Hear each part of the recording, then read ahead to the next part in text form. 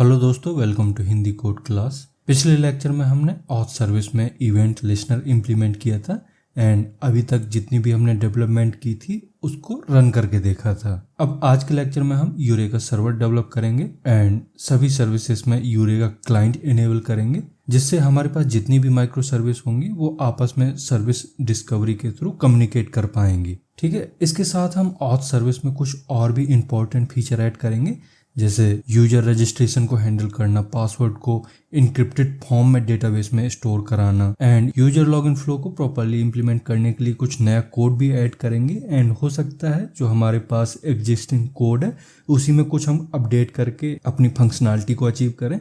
तो ये सारी चीज़ें स्टेप बाय स्टेप देखते हैं। सबसे पहले यूरेका सर्वर बनाते हैं, उसके लिए एक नया प्रोजेक्ट बना लेते हैं। तो यहाँ पेरेंट में करेंगे राइट क्लिक, इधर न्यू पे जाएंगे, स्प्रिंग स्टार्टर प्रोजेक्ट। इसका यहाँ पे नेम चेंज कर दीजिए, इसका नाम होगा यूरेका सर्वर। देन टाइप भी ठीक है, जावा वर्जन भी सही है। इसके बाद ग्रुप देना है तो com.bank, ये भी सही है। हमें इसमें कुछ भी नहीं करना, हम सिर्फ इधर पैकेज चेंज करेंगे। तो इधर ऑथ सर्विस को हटाइए, इधर देंगे हम यूरेका सर्वर, देन नेक्स्ट। अब इधर डिपेंडेंसी ऐड करने से पहले यहाँ पे वर्जन चेंज कर देते हैं, क्योंकि फिर वर्जन की वजह से इशू आने लगता है, क्योंकि हर वर्जन में डिपेंडेंसी का नाम थोड़ा सा चेंज हो जाता है, थोड़ी सी प्रॉपर्टी चेंज हो जाती है, इस वजह से हमें बाद में चेंज करना पड़े। इससे अच्छा है हम पहले चेंज कर लें। तो इधर हम 3.5.11 यूज कर लेते हैं। वैसे इसका ज़्यादा यूज नहीं है क्योंकि हमारा जो वर्जन है वो पेरेंट के थ्रू आता है, बट यहाँ पे डिपेंडेंसी जब डाउनलोड होती है तब इसका फ़र्क पड़ता है। इस वजह से हम चाहते हैं कि जो भी हमारी डिपेंडेंसी वर्जन पेरेंट में लगा हो उसी के अकॉर्डिंग डिपेंडेंसी चाइल्ड में डाउनलोड हो। तो इस वजह से हमने यहाँ पे स्प्रिंग बूट वर्जन चेंज कर दिया है। अब इधर सबसे पहले हमें स्प्रिंग वेब की डिपेंडेंसी ऐड करनी है, तो इसे टिक करिए। देन एक्चुएटर यहाँ पे ले लेते हैं, स्प्रिंग बूट एक्चुएटर, इसको भी टिक करिए। एंड जो सबसे इम्पोर्टेंट डिपेंडेंसी है वो यूरेका सर्वर की है, तो यहाँ पे लिखिए यूरेका सर्वर। ये डिपेंडेंसी दिख रही होगी, इसको टिक कर दीजिए एंड देन फिनिश। अब ये आपका यूरेका सर्वर रेडी हो गया। यहाँ पे इसको ओपन करिए एंड यहाँ सबसे पहले जाएंगे हम pom.xml में, क्योंकि हम यूज कर रहे हैं मल्टी मॉड्यूल स्ट्रक्चर, इस वजह से हमें कुछ चीज़ें यहाँ से रिमूव करनी पड़ेंगी एंड कुछ चीज़ें ऐड करनी पड़ेंगी। अब क्या ऐड करना है, क्या रिमूव करना है, तो एक एक चीज़ मैनुअल चेंज करने से अच्छा है हम कोई प्रोजेक्ट यहाँ पे ओपन कर लेते हैं एंड उसी के अकॉर्डिंग इसमें भी चेंज कर देंगे। तो इसमें आते हैं API गेटवे के pom.xml को ओपन कर लेते हैं एंड इसमें जो हमने पेरेंट को सेट किया है, जिस तरह से पेरेंट सेट है उसको कर लेते हैं कॉपी एंड इधर यूरेका सर्वर में आते हैं एंड इधर जो भी पेरेंट के अंदर है इसको हटाते हैं एंड दूसरा कोड यहाँ पे पेस्ट कर देते हैं। अब ग्रुप आईडी हमारी पेरेंट से आएगी, तो इधर चाइल्ड में ग्रुप आईडी रखने का कोई मतलब नहीं है, इसको हटा दीजिए। देन इसके नीचे ये जितने भी टैग लगे हुए हैं URL वगैरह, इसको हटाइए। देन प्रॉपर्टी है तो प्रॉपर्टी भी हमारी पेरेंट से आएगी, ये भी नहीं चाहिए। इसके बाद है डिपेंडेंसी, तो डिपेंडेंसी हमें ये सारी चाहिए क्योंकि अभी हमने ये ऐड की हैं। यहाँ पे एक एरर आ रही है, ये वर्जन की एरर है, क्योंकि अभी पेरेंट में हमने मॉड्यूल सेट नहीं किया। जैसे पेरेंट में मॉड्यूल सेट करेंगे ये एरर चली जाएगी। इसके बाद है डिपेंडेंसी मैनेजमेंट, तो डिपेंडेंसी मैनेजमेंट भी नहीं चाहिए क्योंकि ये भी आएगा हमारा पेरेंट से, तो इसको यहाँ से हटा देंगे। ठीक है, इसको करिए सेव। अब चलते हैं पेरेंट प्रोजेक्ट में, तो ये रहा पेरेंट प्रोजेक्ट, इसमें ओपन करते हैं ये pom.xml। अब यहाँ पे देखोगे आप, तो हमने यहाँ 3 मॉड्यूल सेट किए हैं, हमें चौथा मॉड्यूल भी सेट करना पड़ेगा। यहाँ टैग लगाएंगे मॉड्यूल, इसमें // यूरेका सर्वर, बस इतना ही करना था, इसको कर दीजिए इसे। अब नेक्स्ट स्टेप में क्या होगा, अभी जो यूरेका सर्वर बनाया है तो उसकी मेन प्रोजेक्ट में चले, मेन फाइल में जाएंगे जावा फाइल में एंड वहाँ पे हम यूरेका सर्वर को इनेबल करेंगे। तो हम आएंगे यहाँ पे यूरेका के मेन क्लास में, मतलब main/java में। यहाँ पे आपको एक क्लास दिखेगी, इसको ओपन कर लीजिए एंड यहाँ पे आपको एक एनोटेशन लगाना होता है, जिसके बाद यहाँ पे यूरेका सर्वर इनेबल हो जाएगा। इनेबल यूरेका सर्वर, इसको करिए से। अब चलते हैं हम अपने रिसोर्स में जहाँ पे हम कॉन्फ़िगरेशन सेट करेंगे इसके लिए। तो यह रिसोर्स एंड यहाँ YML फाइल नहीं दिखेगी आपको, तो इसी में राइट क्लिक करिए, न्यू एंड फाइल, इधर देंगे application.yml। अब इधर सबसे पहले हम पोर्ट सेट करेंगे, तो server.port एंड इधर सेट कर देंगे 8761। इसके बाद हमें एप्लीकेशन नेम सेट करना होता है, तो spring.application.name, इसका नाम दीजिए यूरेका सर्वर। इसके बाद एक प्रॉपर्टी सेट करेंगे जिसके थ्रू ये जो हमारा सर्वर है ये खुद को रजिस्ट्री में सेट नहीं करेगा, रजिस्ट्री में रजिस्टर नहीं करेगा। उसके लिए यहाँ पे लिखिए eureka.client.register with यूरेका, इसमें दे देंगे हम फॉल्स। अब यहाँ पे ये जो एरर आ रही है ये इस वजह से आ रही है क्योंकि ये सीक्वेंस थोड़ा सा गलत है, यहाँ पे पीछे करिए इसको। अब ठीक है, इसके बाद हमें इधर लिखना होता है फैच रजिस्ट्री, तो फैच रजिस्ट्री एंड इसमें भी सेट कर दीजिए फॉल्स, इससे ये रजिस्ट्री को फैच नहीं कर पाएगा। ठीक है, बस इतना ही करना होता है इसमें। इसको करिए सेव। अब इसे हम एक बार रन करके भी देख लेते हैं। तो इसी में आते हैं प्रोजेक्ट में, इधर आपको राइट क्लिक करना होता है, then run as Spring Boot app.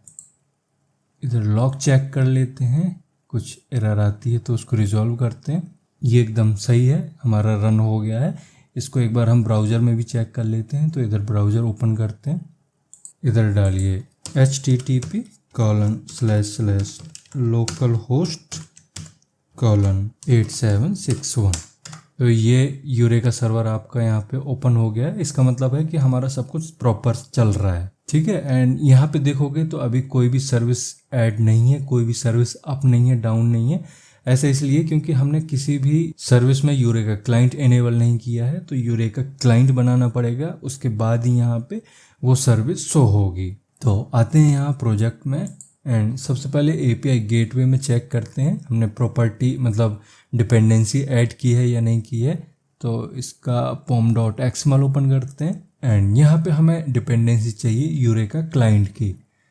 तो ये रही यूरेका क्लाइंट की डिपेंडेंसी, हमने ऑलरेडी ऐड कर रखी है। अब दूसरी चीज़ हमें एक कॉन्फ़िगरेशन चेक करनी पड़ती है, कॉन्फ़िगरेशन सेट करनी पड़ती है। तो एक बार हम गिट रेपो में चेक कर लेते हैं कि क्या हमने इसके लिए कॉन्फ़िगरेशन सेट की है, मतलब यूरेका क्लाइंट के लिए API गेटवे में कॉन्फ़िगरेशन सेट की है या नहीं की है। तो इधर आएंगे, इधर कॉन्फ़िग मतलब बैंकिंग कॉन्फ़िग रेपो को ओपन करते हैं एंड यहाँ हमारे पास एक YML फाइल है API गेटवे dev YML, इसको ओपन करते हैं एंड यहाँ पे आप चेक करोगे कि हमने डिफ़ॉल्ट जोन सेट किया है या नहीं किया। तो हाँ, हमने यहाँ पे सेट कर रखा है यूरेका को। इधर इसका पोर्ट चेक कर सकते हो आप, ये सही है। अब यहाँ पे हमने गिट रेपो ओपन किया है, तो एक चीज़ और देख लेते हैं। यहाँ पे हमने राउट सेट कर रखे हैं। तो पहला जो राउट है वो अकाउंट सर्विस के लिए, जो अभी हमने बनाई नहीं है। दूसरा हमने ट्रांजैक्शन सर्विस के लिए राउट सेट किया है, ये भी हमने नहीं बनाया। अभी हमने ऑथ सर्विस बनाई है, तो ऑथ सर्विस के लिए यहाँ पे हम सेट कर देते हैं कुछ चीज़, मतलब कुछ चीज़ नहीं, हमें ये सेम राउट सेट करना है। तो राउट के लिए आपको पता है, हम इधर आएंगे नीचे, तो बोल रहा है ये रीड ओनली के लिए है। यहाँ पे हमें स्विच करना पड़ेगा एडिटर में। अब इसको चेंज कर सकते हैं, तो इधर नीचे आएंगे, इधर hyphen space ID, then ID का नाम, तो ऑथ सर्विस, इसके नीचे सेट करना होता है URI, तो URI कॉलन, इधर लोड बैलेंसर का यूज करेंगे //auth सर्विस। अब ये हमारा तब काम करेगा जब हम यूरेका क्लाइंट को इनेबल कर लेंगे इस ऑथ सर्विस में। तो अभी हम इस कॉन्फ़िगरेशन को कंप्लीट करके ऑथ सर्विस में जाकर यूरेका क्लाइंट भी इनेबल कर लेंगे। इसके बाद आपको सेट करना होता है प्रेडिकेट्स,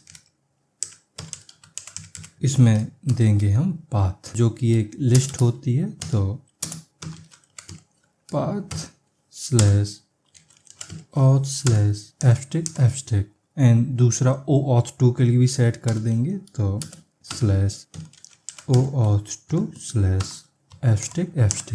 इसके बाद सेट करते हैं फिल्टर्स। तो इधर बाहर आते हैं इससे, यहाँ लिखिए फिल्टर्स एंड ये भी एक लिस्ट लेती है। तो डबल स्पेस करिए कॉलन स्पेस, इसमें strip prefix equal to 1 set कर देंगे। ठीक है, अब नीचे आते हैं, इसको कर दीजिए कमिट। तो नीचे ऑप्शन नहीं होता है एक्चुअली, अब ये ऑप्शन ऊपर आने लग गया है, तो इसको कमिट चेंज कर दीजिए एंड इसको कमिट चेंजेस। ये हमारा हो गया। अब हम चलते हैं अपने प्रोजेक्ट में। अब ऑथ सर्विस में हमें यूरेका क्लाइंट को इनेबल करना है, इस वजह से इसे करते हैं ओपन एंड इसकी pom.xml ओपन करते हैं एंड यहाँ देखेंगे कि कोई डिपेंडेंसी ऐड है या नहीं है यूरेका की। तो अभी यूरेका की कोई भी डिपेंडेंसी नहीं दिख रही है यहाँ पे। सॉरी, ये तो पेरेंट की डिपेंडेंसी है, हमें ओपन करना है ऑथ सर्विस की। तो इसको ओपन करिए एंड यहाँ पे चेक करेंगे तो अभी कोई डिपेंडेंसी नहीं है यूरेका क्लाइंट की। तो एक काम करते हैं, यहाँ पे हम यूरेका क्लाइंट भी इनेबल कर लेते हैं, मतलब डिपेंडेंसी ऐड कर लेते हैं। तो टैग लगाइए डिपेंडेंसी। इसमें आपको 2 चीज़ें देनी होती हैं, group ID and artifact ID. तो सबसे पहले देते हैं ग्रुप आईडी, इसमें लिखिए org.springframework.cloud। इसके बाद देना होता है आर्टिफैक्ट आईडी। तो यहाँ नीचे आएंगे एंड यहाँ लगाइए आर्टिफैक्ट आईडी, इसमें देंगे spring cloud starter hyphen Netflix hyphen eureka hyphen client. इसे करिए सेव। अब चलते हैं रिसोर्स में एंड यहाँ पे YML फाइल होगी, YML ओपन करते हैं एंड यहाँ सेट कर देंगे डिफ़ॉल्ट जोन। तो सबसे नीचे आते हैं, इधर eureka dot client dot service URL, इसमें सेट कर देंगे डिफ़ॉल्ट जोन। अब डिफ़ॉल्ट जोन में आपको यूरेका का URL देना पड़ता है। तो http://localhost:8761/यूरेका। इसे करिए सेव। तो ये हमारे 2 काम कंप्लीट हो गए। एक तो हमने यूरेका सर्वर को बना लिया, उसके बाद जो भी सर्विसेज थी उनमें यूरेका क्लाइंट इनेबल कर दिया एंड तीसरी चीज़ मैंने बताई थी कि हम ऑथ सर्विस में कुछ फीचर ऐड करेंगे और उन फीचर में सबसे पहला फीचर है रिफ्रेश टोकन का। तो ये रिफ्रेश टोकन क्या होता है इसको समझते हैं। तो जब यूजर लॉगिन करता है एंड सिस्टम उसे एक्सेस टोकन देता है, तो उसी टाइम पे सिस्टम रिफ्रेश टोकन भी जनरेट करके क्लाइंट को देता है।